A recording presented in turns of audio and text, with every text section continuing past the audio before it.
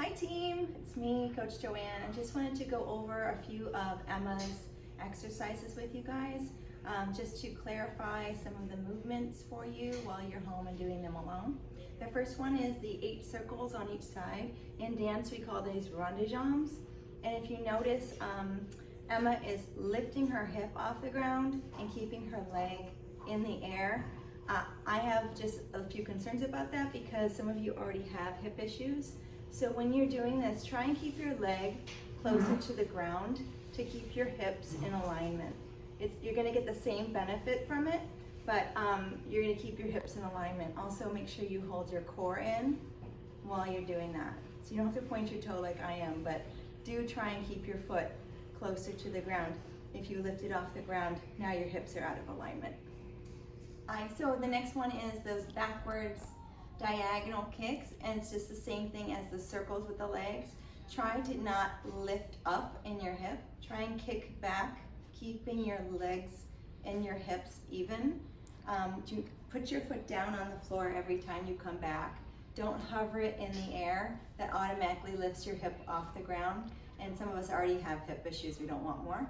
And just like Emma said, tuck in your glutes, hold your tummy in, maintain your balance on that standing leg, and kick back in a diagonal. But touch the ground every time so you make sure that your hips come back into alignment. Okay, and the next exercise she does is a side step with the band around your feet. So just make sure, again, when you are doing the side step with your knees slightly bent, that you're keeping your hips also in a straight line, that you're not lifting up and doing an overstep like that. Really try hard to keep your tailbone down, your abs held, your glutes held, and stepping side to side and trying to stay even like you have a book on your head. So this one is just the wall exercise that she uses. I'm not wearing my running shoes, but of course I'm barefoot. But I just want to talk about your Achilles tendon. So you should be stretching the Achilles tendon on the back. This one's pretty self-explanatory and she does it really well. You're just firing up that leg up to the wall and back. And when you do it, you should be leaning back and stretching out the Achilles tendon. So make sure that your feet aren't parallel in your body. You should have a slight leaning diagonal line to your body, and then you're firing up that leg and bringing it down. So I just wanted to talk about the fact that you are stretching the Achilles tendon, which is right here, when you're doing this. But everything else looks great. Okay, so this one is called Bird Dog in Emma's routine. It's also called lateral reaches in Pilates. And the object of the game in Pilates is to seamlessly move from side to side without bumping or making a large movement in your spine. So I'll do it wrong so you can see what you're not supposed to do.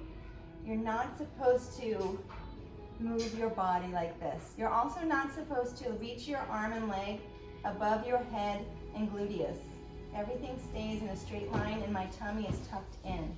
And as I come in, I exhale, and then I switch to the other side using my core.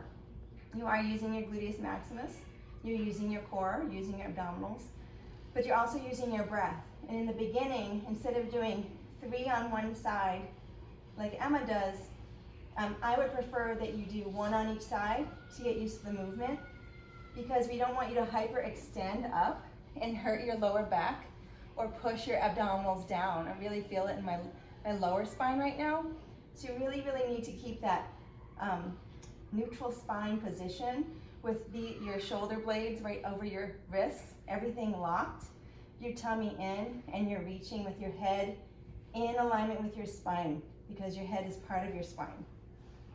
And you're breathing on the movement and you're not hyperextending. And usually in Pilates, you do 4 on each side.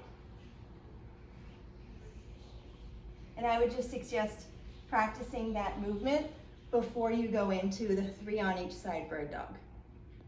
So then the last one that she goes over is the single leg bridge, which is actually a Pilates move as well. And we just want to make sure that you're safely going into bridge. So when you're down on the ground, to safely go into bridge, you want to make sure that your ankles are close enough to your hip sockets where you can tickle your ankles with your hands. And then when you go into bridge, you're going to engage your core By squeezing your abdominals together, the rectus abdominis is going to come together like there's two windows closing or two blindfolds closing.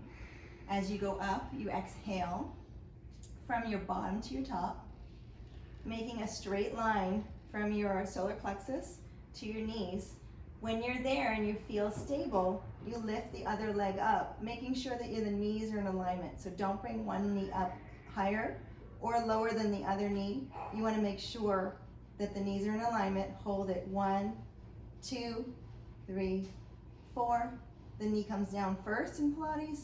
The top lowers down, back into a neutral spine, and there should be a tutu train hole, that's what we like to call it, underneath your spine, and a flat plane on top. I'll do it on the other side. I take a deep breath in. I engage my core. I push up. My other leg comes up, and I'm going to hold it. I'm holding my glutes in and my tummy. 1, 2, 3, 4. The leg comes down, and then I lower top to bottom, and I rock back to a neutral spine.